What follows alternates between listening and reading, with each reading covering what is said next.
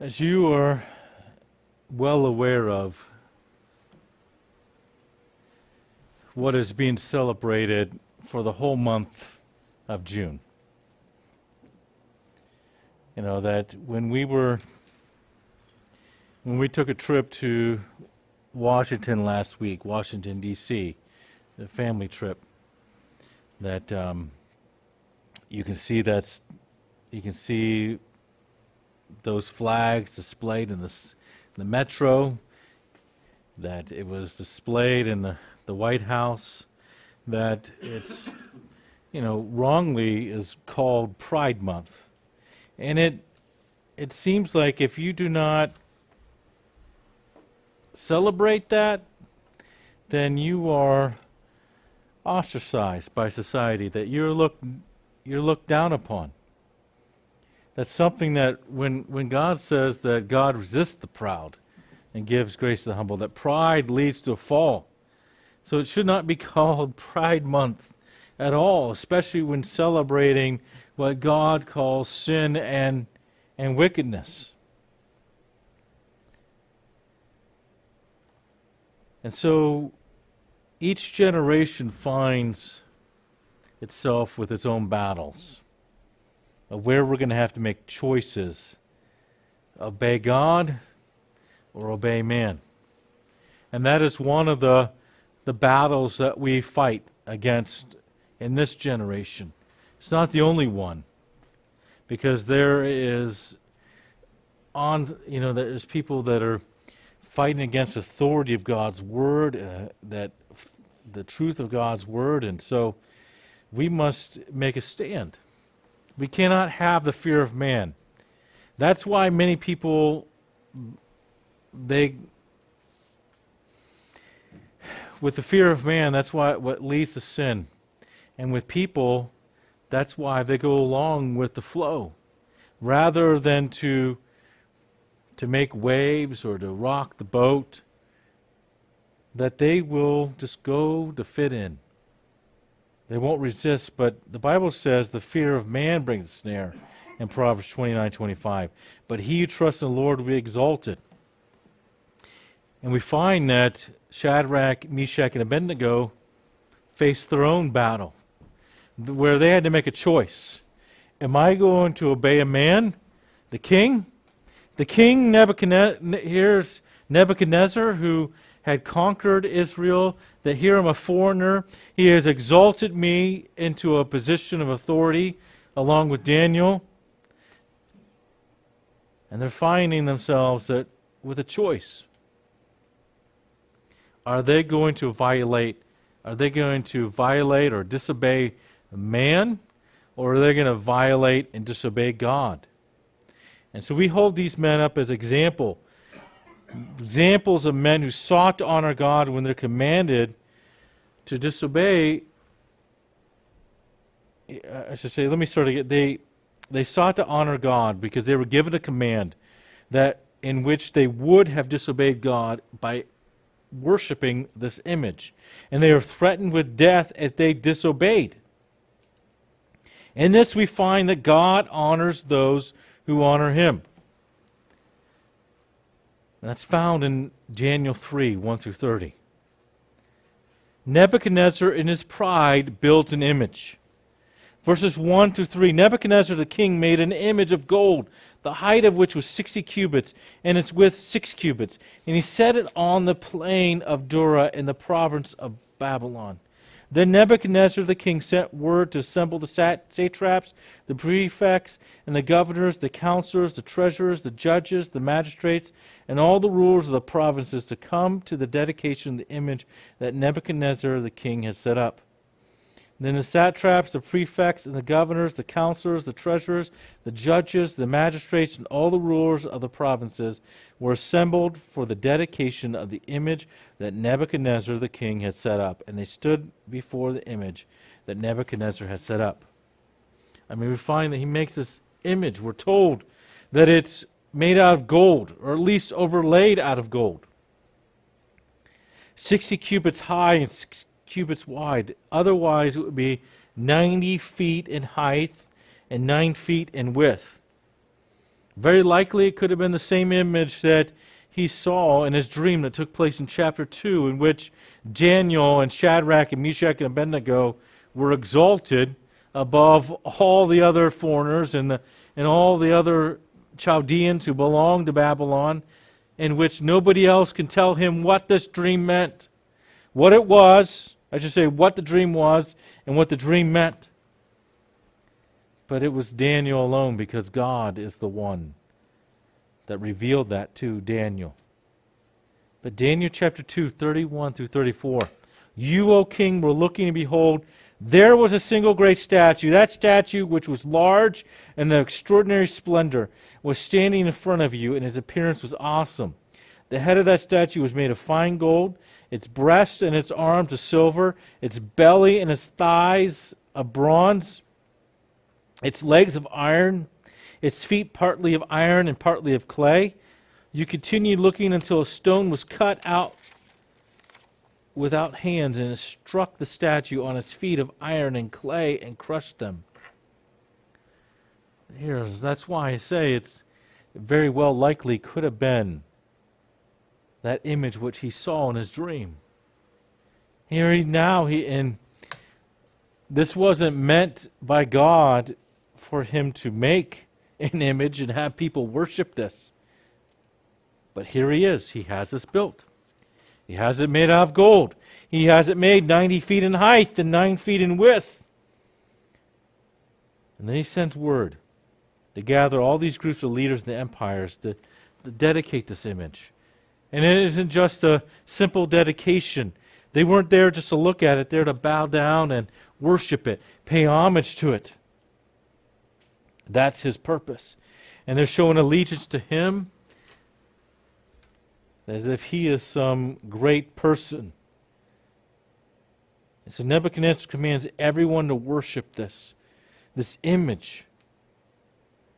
Daniel 4 through 7. And this command's not an option.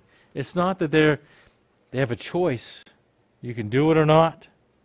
Then the herald loudly proclaimed, to you the command is given, O peoples, nations, and men of every language, that the moment you hear the sound of the horn, flute, lyre, trigon, psaltery, bagpipe, and all kinds of music, you are to fall down and worship the golden image that Nebuchadnezzar the king has set up.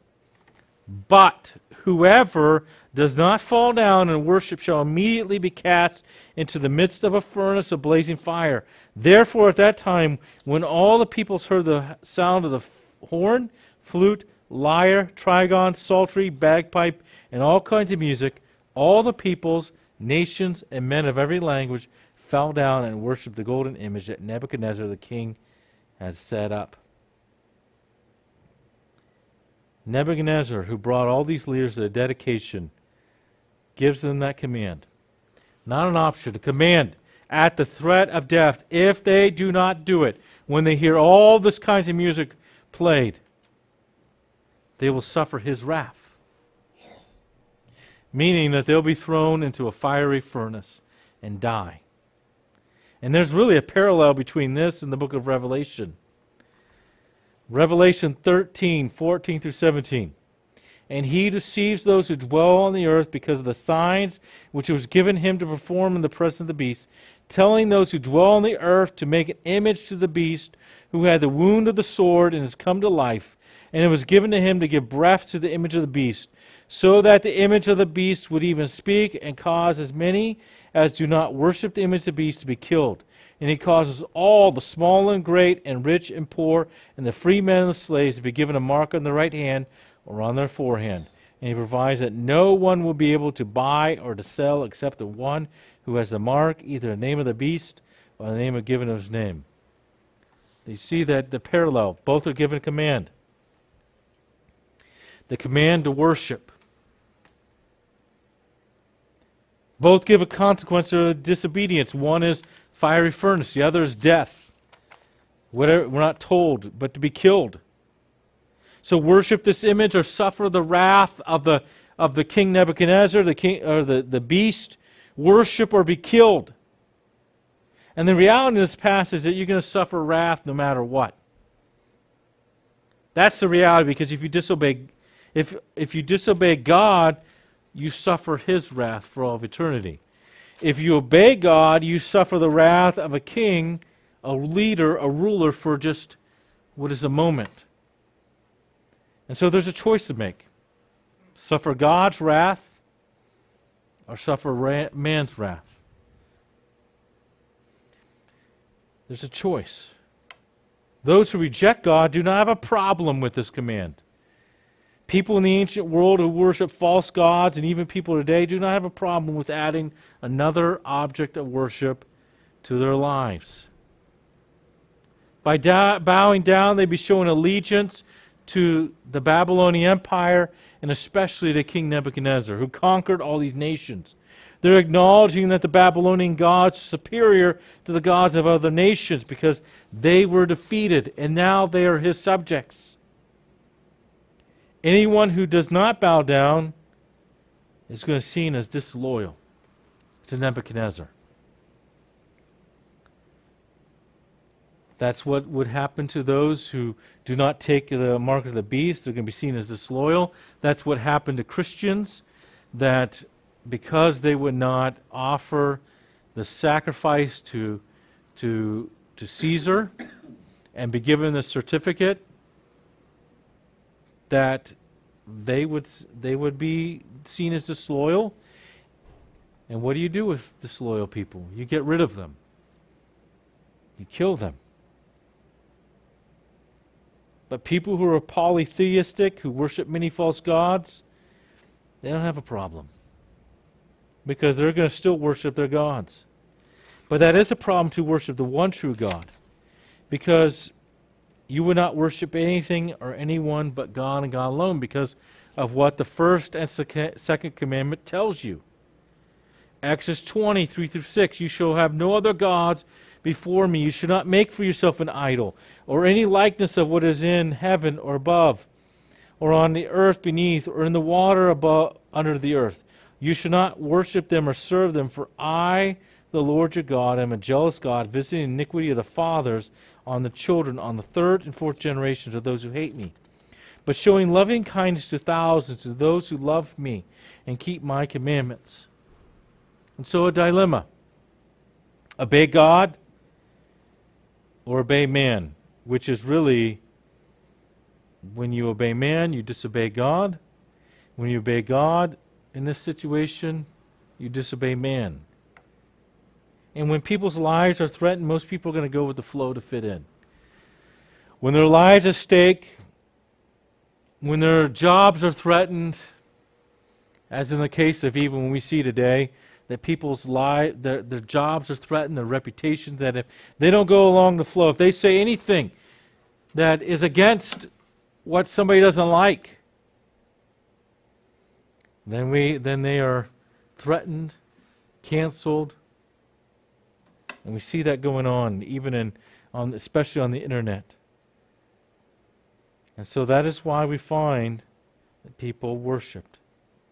Verse 7 again. Therefore at that time when all the peoples heard the sound of the horn, flute, lyre, trigon, psaltery, bagpipe, and all kinds of music, all the peoples, nations, and men of every language fell down and worshipped the golden image that Nebuchadnezzar the king had set up. Music plays, and the people bow down. Except for a few people. They probably stuck out just like, if you ever seen that picture of a rally that happened in Nazi Germany, of the one man, everyone was saluting Hitler except for one person. You ever seen? They probably stuck out just like that because you noticed that. And here they are, Shadrach, Meshach, and Abed-nego. Everyone else is obeying man so they don't die, when in reality they're disobeying God. They think they're being practical by staying alive, whether they truly are loyal or not, because people can fake loyalty. They can look like it on the outward, but in the heart they can be disloyal. But whether or not, they're trying to be practical. And consider that the furnace was probably already had a fire lit in it. It can be seen. And that's going to make most people afraid. but it doesn't make these men afraid. Shadrach, Meshach, and Abed-nego, who defy Nebuchadnezzar's command. One who can kill their body. But Jesus himself said not to fear man who can kill the body, but fear him who can destroy both body and soul in hell. Daniel 3:8-13. For this reason, at that time, certain Chaldeans came forward and brought charges against the Jews.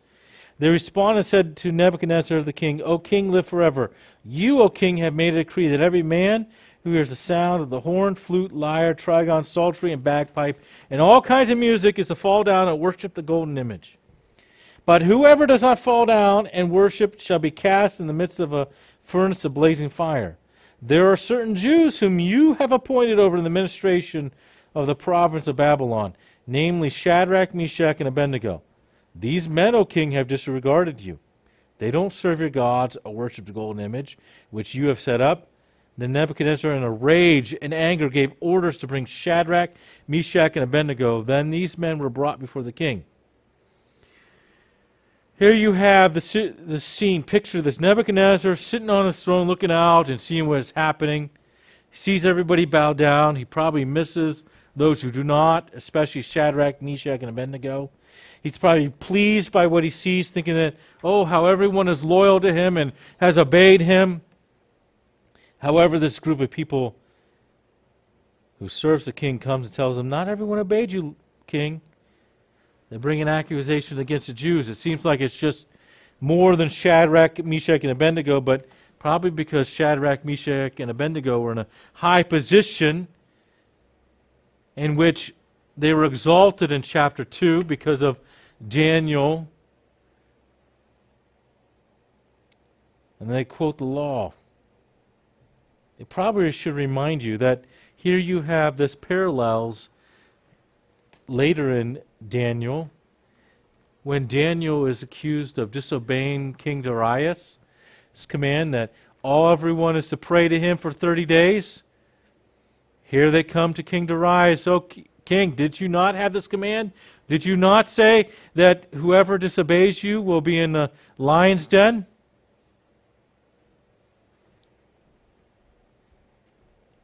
And so these men specifically name Shadrach, Meshach, and Abed-nego.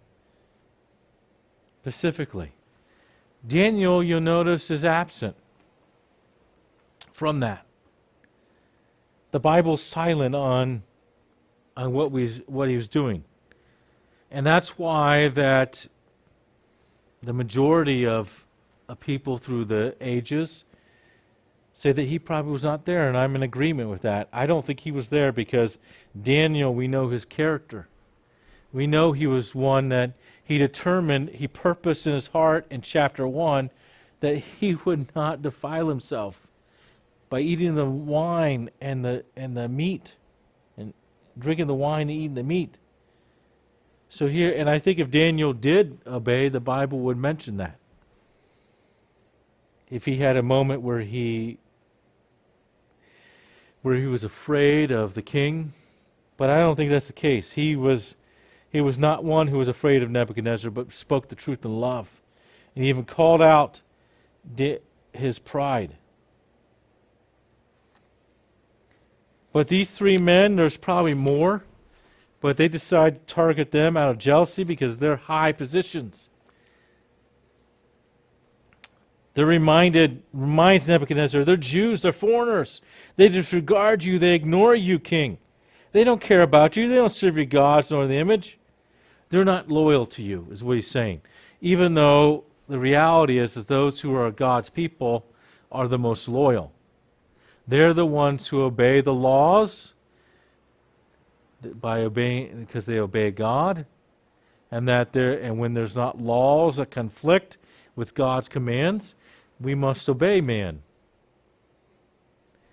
And so they're Christians, God's people are loyal. We're not disloyal because we're not gonna go along with the flow, because we're not going to accept certain things because they're sinful and harmful and wicked. God's people are the most loyal. But here they're being lied about. Oh, they're not loyal. They don't care. And so we find in verse 13, Nebuchadnezzar, in rage and anger, gave order to Shadrach, Meshach, and Abed-nego. Then these men were brought before the king. And so these guys who came before the king got the response what they wanted. They probably thought they can get rid of Shadrach, Meshach, and Abed-nego, just like later on that they're going to try to get rid of Daniel. He's in a rage of violent anger. And so Nebuchadnezzar is going to question them, interrogate them. He's going to give them another chance, probably because of what they did for him in chapter 2. But starting in verse 14, Nebuchadnezzar responded and said to them, "Is it true, Shadrach, Meshach, and Abed-nego, that you do not serve my gods or worship the golden image that I set up? Now if you're ready at the moment you heard the sound of the horn, flute, lyre, trigon, psaltery, and bagpipe, and all kinds of music to fall down and worship the image that I had made, very well. But if you do not worship, you'll immediately be cast in the midst of a furnace of blazing fire, and what God is there who can deliver you out of my hands?" Shadrach, Meshach, and Abed-nego replied to the king, "O Nebuchadnezzar, we do not need to give you an answer concerning this matter. If it be so, our God whom we serve is able to deliver us from the furnace of blazing fire, and he will deliver us out of your hand, O king. But if he does not, let it be known to you, O king, that we're not going to serve your gods or worship the golden image that you have set up." And so you have Nebuchadnezzar asking, is this true what they're saying about you? That you don't worship the gods of Babylon? How dare you? Oh, you didn't bow down to this image? And for anyone not to do this is going to be seen as hostile to the king of Babylon. But because of their because of their current position, I say, this is why he's given them the second chance. Willing to have the music played, and if they would bow down, then all would be forgiven. All would be okay. However, if they're not, they're going to die by being burned alive. Then he challenged God of the Bible with this statement, "What God is there who can deliver you out of my hands?" As if he is a God. As if he is almighty. That here, as if he's greater than any God. Well, he's not greater than the God of the Bible. And there's only one God. And so what God can there deliver you out of my hands? So the answer is the God of the Bible. The God of the Scriptures, the one true living God. I mean, Nebuchadnezzar is proud as a peacock. Thinking he's unstoppable at this moment. How would you respond if you were in their shoes? Would you reconsider and think, maybe I should just go ahead and do this? Maybe God will forgive me this one time. Would you pray to God for his help to stand firm and obey God no matter what happens? Whether God rescues you or allows you to perish? Or maybe you might have some other response. But we know from the Bible what their response is. They didn't have to think it over. They didn't say, we need some time. We need an hour to pray about this. We need till tomorrow to think about this, to fast and to pray, to seek God's Word. They already knew what the Ten Commandments said. They already knew what the first two commandments, I should say. But verse 16 says in the last half, "O Nebuchadnezzar, we do not need to give you an answer concerning this matter." It doesn't mean it's not saying we refuse to answer. We're not going to even give you an answer. It means that we're not going to think about this. We don't have to think about this. We don't have to pray about this. They have already determined in their heart that what they were going to do because of what they did in chapter 1 with their friend Daniel, that they would obey God rather than man. That they would rather obey God and die than to disobey God and live. And so they continue. We don't need to think about this. We don't need to think about this over. If it be so, verse 17, our God whom we serve is able to deliver us from the furnace of blazing fire, and he will deliver us out of your hand, O king. Then they confess that they believe that if it's God's will, God is more powerful enough to deliver them. That's what they're saying, that if it's God's will, it's not that we don't know if God has the power. No, we know God has the power, but if it's his will. Verse 18 says, but even if he does not, let it be known to you, O king, that we're not going to serve your gods or worship the golden image you set up.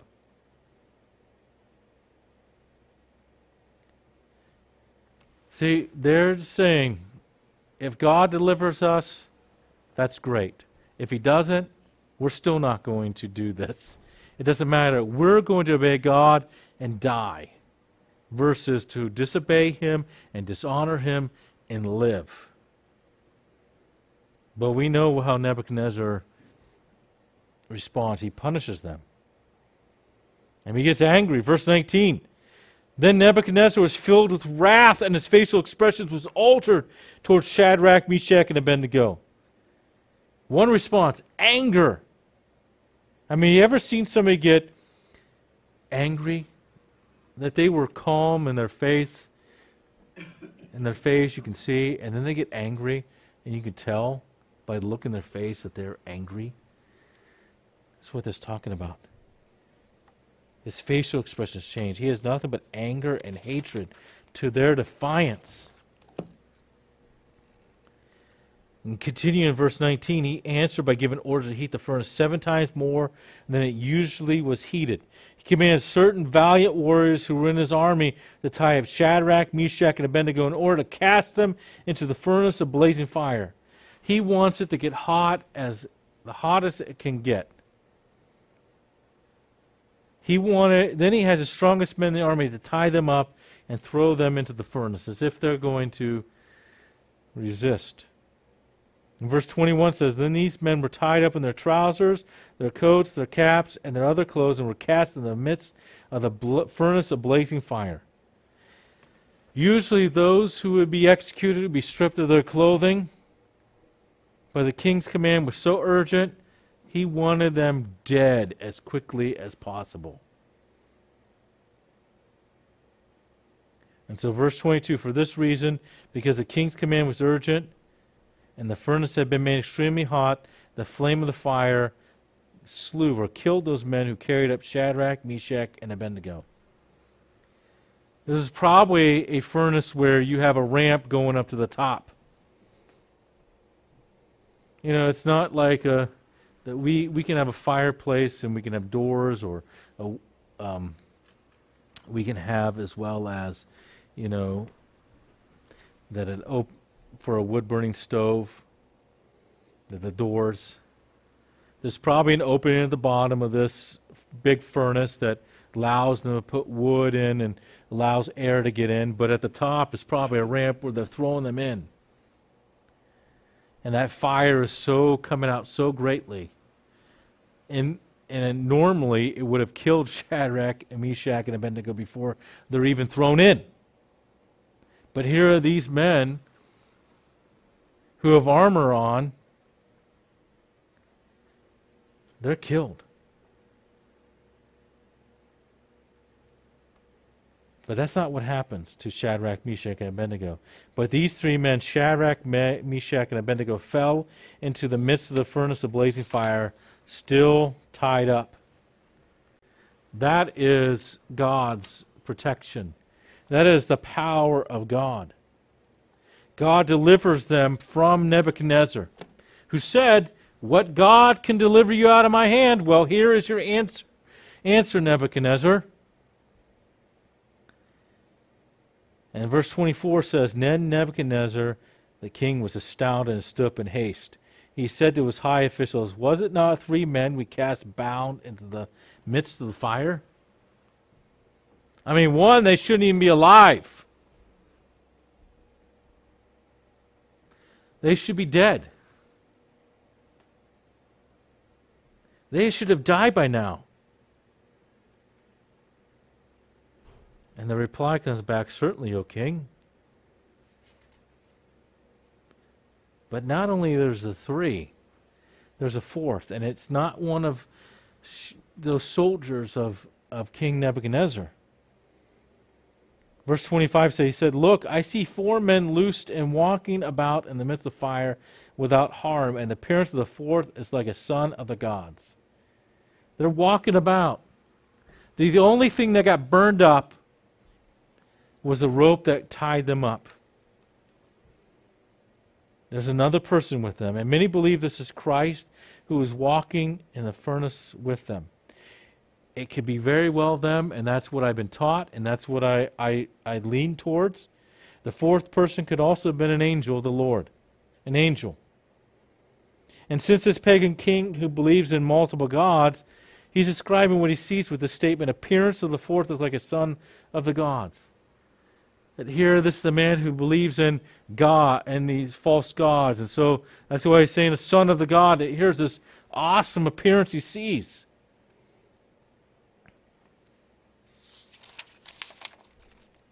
But whether it's Christ himself or an angel, God's presence was there with them.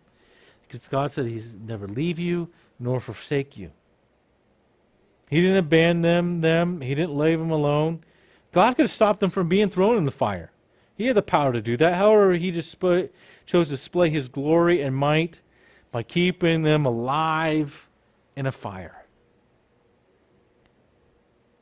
And this is why I believe that this is Christ. Isaiah 43:2, when you pass through the waters, I will be with you, and through the rivers they will not overflow you. When you walk through the fire, you will not be scorched, nor will the flame burn you. Literally, for them. Literally, this verse is a fulfillment for them. That was written over 100 years prior. And now, Nebuchadnezzar gives them a lawful command. Verse 26, Nebuchadnezzar came near to the door of the furnace of blazing fire. He responded and said, Shadrach, Meshach, and Abed-nego, come out, you servants of the Most High God, and come here. Then Shadrach, Meshach, and Abed-nego came out of the midst of the fire. This command they obey, a lawful command. When they disobeyed the previous command, it was not because they're disloyal, it's because they were obeying God. And they had the desire to obey him. And so they come out. And here's this, is even more of a miracle. Because verse 27, the satraps, the prefects, governors, and the king high officials gathered around and saw in regard to these men that the fire had no effect on the bodies of these men, nor was the hair of their head singed, nor were their trousers or clothing damaged, nor had the smell of fire even come upon them. Only God can do that. Their clothes were not burned up. Their hair was not burned up. Have you ever got too close to a fire and you had hair singed off your hand? I've had that before when making a fire in our wood-burning stove. And that stinks. And it hurts for a little bit. But nothing. No hair on their heads, their beards, their hands. No hair on any part of their body was singed. And then they didn't even smell like fire. I mean, anyone who gets near a fire will smell like one. And you know what I'm talking about if you've ever been around a campfire. Roasting hot dogs and marshmallows. You smell like that fire. Your clothes smell like that, and you have to go take a shower.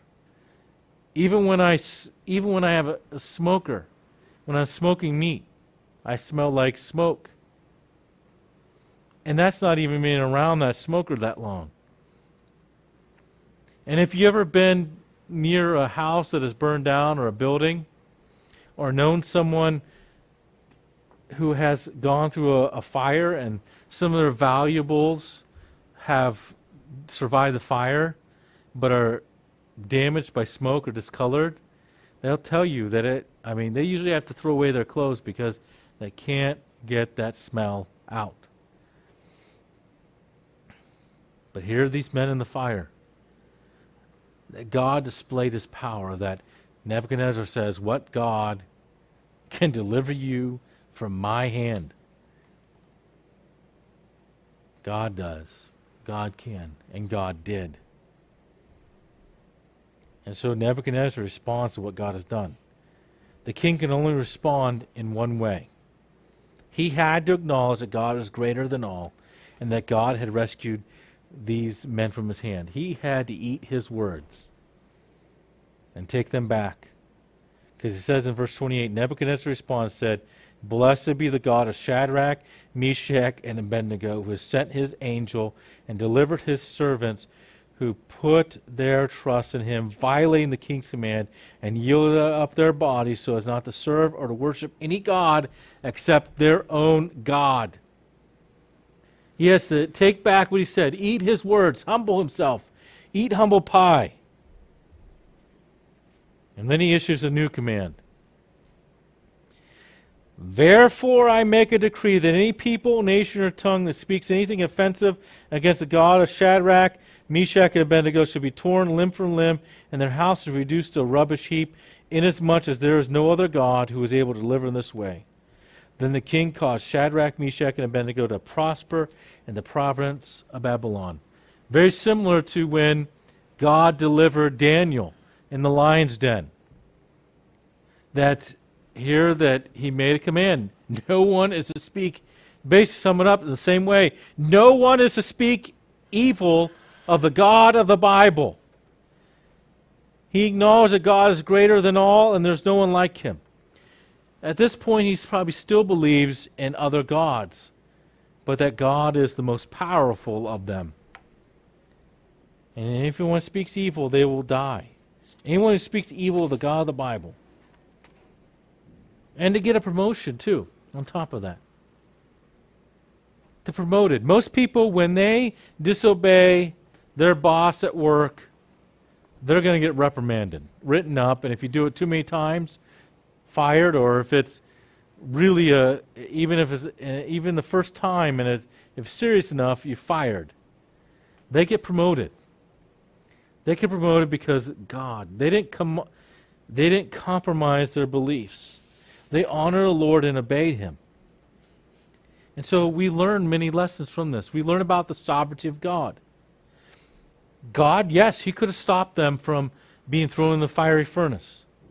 But he preserved their lives in the middle of that fire. He displayed his power and might by doing so.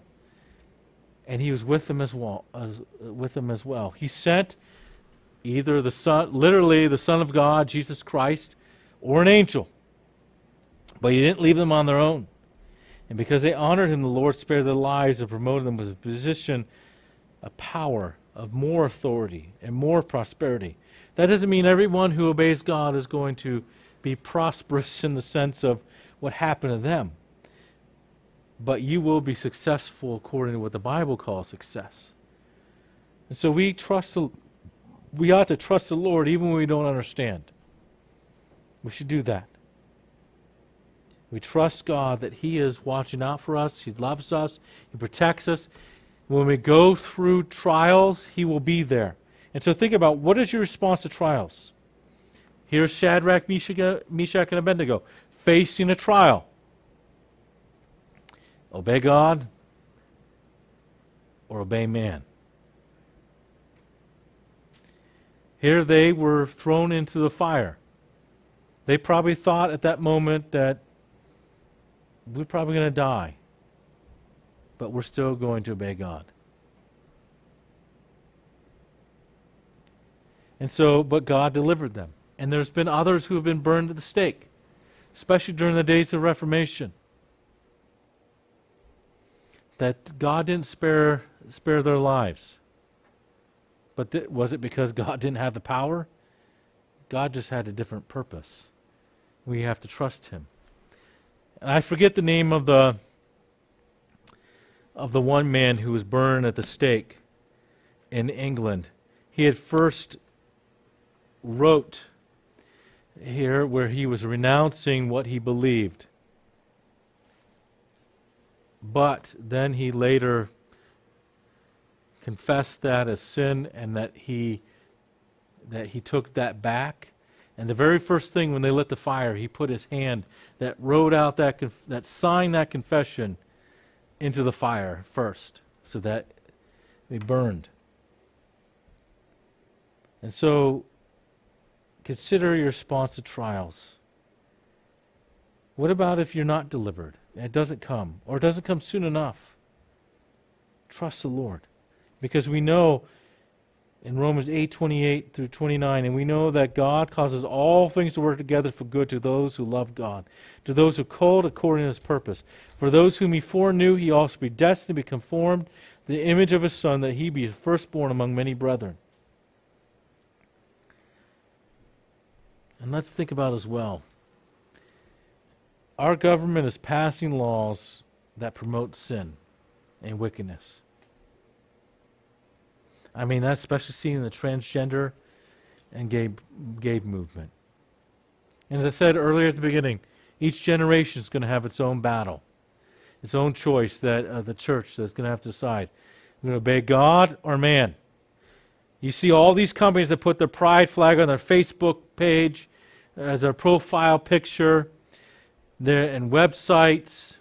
I see people that I went to Christian school with that now are at these pride events. I mean, these things are being put on as normal. I saw that. If you ever been to Disney World, they have this store where for the fairy godmother, Bibbidi Boppity Boo, I think is what it's. I think that's what it's called. It was closed when we went to Disney World, and now it's, because of COVID, now it's reopened. Well, they dress up this guy I've seen a video of recent as a fairy god apprentice. I'm like, you're just flabbergasted, as if this is normal, as if this is right. The White House had the gay pride flag displayed.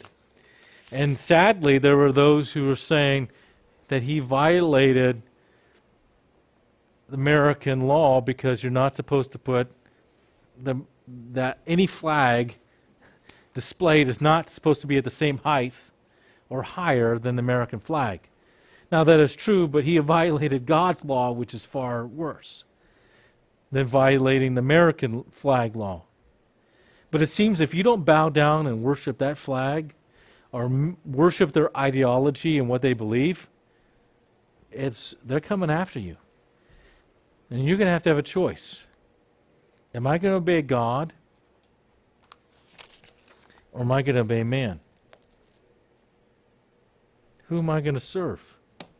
Who am I going to worship? Because we must choose. The reality is we have to choose to obey God when man's laws are contrary. But at the same time, we don't have a rebellious spirit. We saw that in Shadrach, Meshach, and Abed-nego. You see that in Daniel, that faced the lion's den, that, respectful. Because we don't have to have a rebellious attitude, but we're going to speak the truth in love. And the reality is that we're going to have to we're going to face some wrath. Whether man's or people are going to face God's wrath, which is far, far worse. Far worse. And man's wrath what he can do can only last for a moment. But God's wrath lasts for eternity. And then also, just because we believe that this is a great wickedness in the transgender movement and homosexuality, and we can name other things as well, doesn't mean that we should not be witnessing to them and praying for them that God would open their eyes to the truth, because we should. We see that in 1 Corinthians that Paul talks about. He lists out these sins, and one of them was homosexuality. And he says, such were some of you, but you were bought, you were washed, that hear that God saves people of different sins. And so we ought to pray for them. We ought to witness to them. We ought to speak the truth in love. And we can be kind while speaking the truth in love. We don't have to be, and I haven't heard about them for quite a few years, but that Westboro Baptist Church, I've used them as an example of how they were jerks. You could speak the truth, but you could speak the truth in the wrong way. We got to speak the truth in love.